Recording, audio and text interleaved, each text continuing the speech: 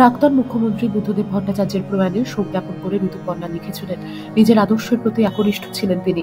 আমি তাকে প্রণাম জানাই। বুদ্ধদেব ভট্টাচার্যের মতো ব্যক্তিরা বিরল।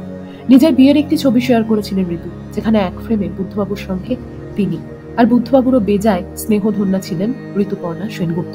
বুদ্ধবাবুর দেহ ভস্ম হয়ে যায়নি, তিনি দেহ দান করে গিয়েছিলেন। ইতিমধ্যেই বুদ্ধবাবুর কর্নিয়া পেয়ে দুজন চোখের দৃষ্টি ফিরে পেয়েছেন।